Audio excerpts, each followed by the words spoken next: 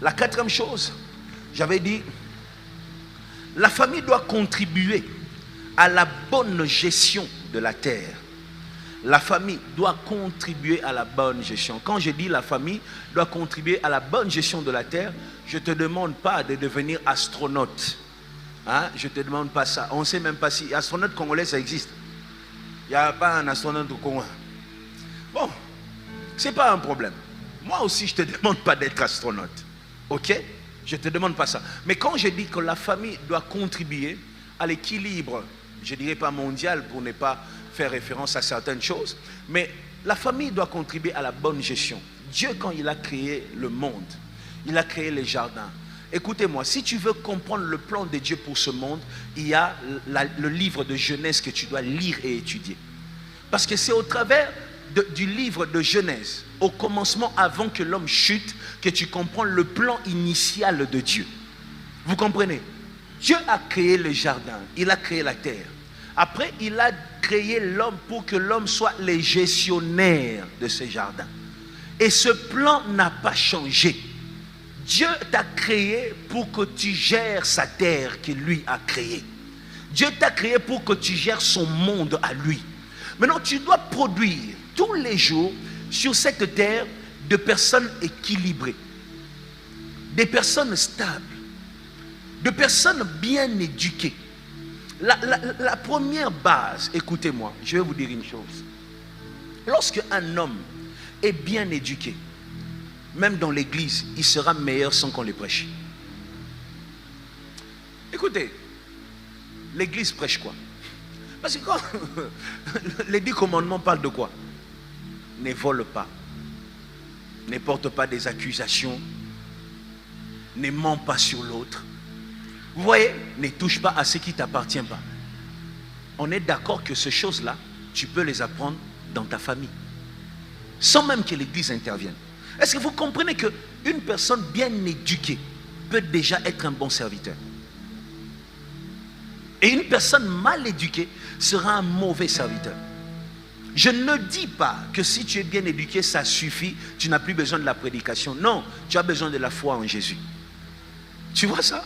On doit rajouter à ton éducation la foi simplement, pour que tu partes au ciel. La famille est la base. Si l'éducation est une maison, c'est-à-dire les parents posent la fondation et l'école vient rajouter un mur à gauche, l'église rajoute les murs de derrière, le mariage rajoute les murs de droite, l'école rajoute les murs de devant. Vous comprenez? Mais la base, la fondation, c'est la famille.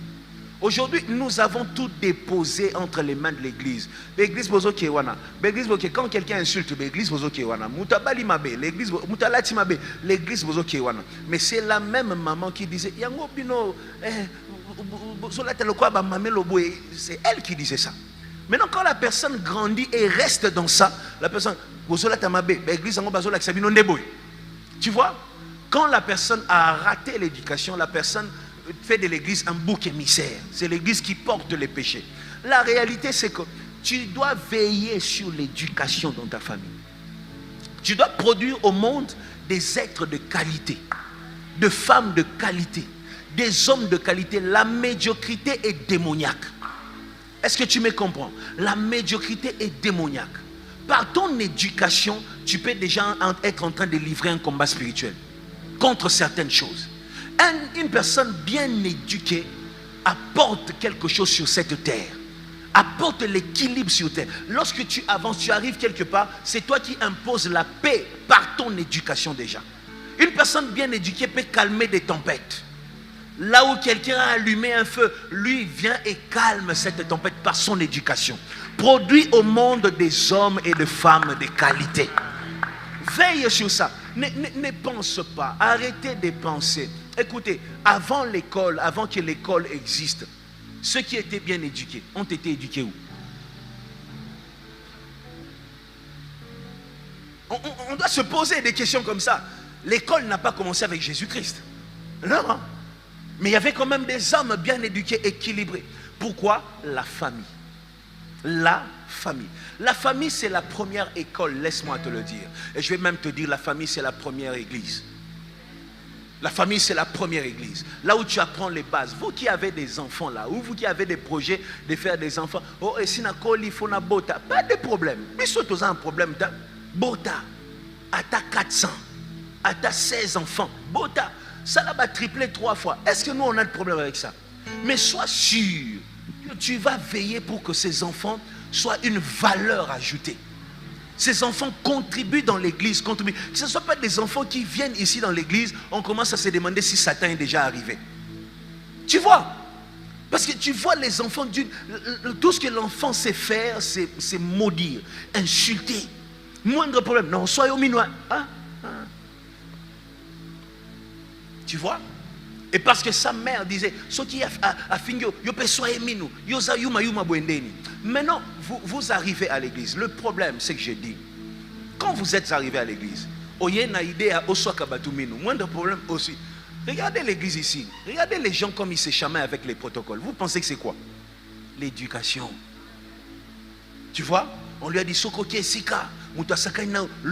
la personne est venue avec cette mentalité même dans l'église. Même si les protocoles essayent seulement un problème d'éducation. Maintenant, il y a le souci, c'est quoi? Vous venez à l'église avec de mauvaises bases. Il faut que je vous dise la vérité parce que peut-être personne ne va te dire la vérité. Si l'autre te dit la vérité, tu vas les taper. Moi, je suis le seul que tu ne vas pas taper. Donc, laisse-moi te dire la vérité. Hein? Maintenant, écoute-moi. Vous venez à l'église avec de mauvaises bases. Mais vous ne voulez pas laisser ces choses. Vous voulez que l'église construise sur cette mauvaise base.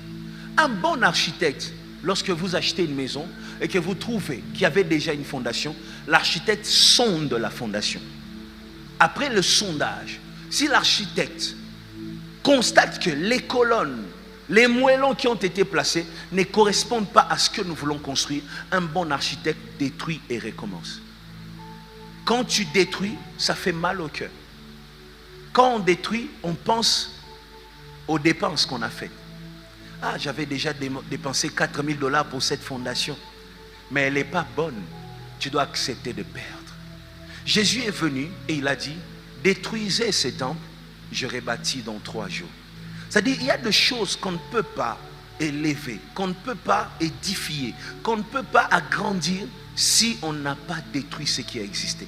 Il y a des choses qui sont irrécupérables. Il faut reprendre à zéro. Maintenant, je te dis, quand tu viens à Bethel ici, accepte que moi et 12, on reprenne à zéro dans ta vie. Qu'on t'enseigne les bases de la prière, qu'on t'enseigne les bases de la crainte de Dieu, qu'on t'enseigne comment adorer Dieu, qu'on t'enseigne comment aimer Dieu, qu'on t'enseigne ce chose. Accepte. Ça ne fait pas de toi un petit. Ça fait de toi juste une personne disposée à aller loin avec Dieu. Est-ce que tu me comprends? Dis à l'autre, ça ne fait pas de toi un petit. Parfois on dit ici, il faut suivre les affermissements. Il y en a qui disent, ah, les affermissements. Moi déjà dans l'église où j'étais adjoint du pasteur. Mais maintenant, demande-toi toi-même, quand tu étais adjoint du pasteur là, l'église là, prospérait. Non mais, attendez, il faut, tout le monde a la vérité, hein. Ozalaki onganazaki déjà maman mukambia maman. Maman bande kokamba. Ezaki ndeni. Toi-même tu dois faire un bilan. Le problème ce n'est pas le poste, le problème c'est le rendu.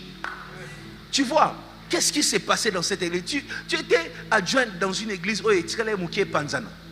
D'ailleurs, yo lungwa ki po bobundaki. Non, mais je dis la vérité. Bobundaki bobetani makofi la police et kaboli bino nde yo ye Bethel. Et puis, au Bethel, on changé na combo commissaire Esther. Tu vois? Le problème, c'est ça. Quand il y a une mauvaise base, il faut accepter qu'on détruise pour qu'on rebâtisse. Est-ce que tu comprends? Voilà pourquoi, quand j'enseigne, ne choisis pas ce que tu dois prendre. Ok? La prédication n'est pas une marmite où tu choisis ta partie préférée du poulet. Prends seulement tout ce qu'on te donne, accepte-le, avale-le, laisse-le pénétrer ton cœur, ton âme, ton esprit, et que tu changes, tu te transformes, et que l'Éternel bâtisse quelque chose de solide pour bénir des générations au travers de toi. Au nom de Jésus.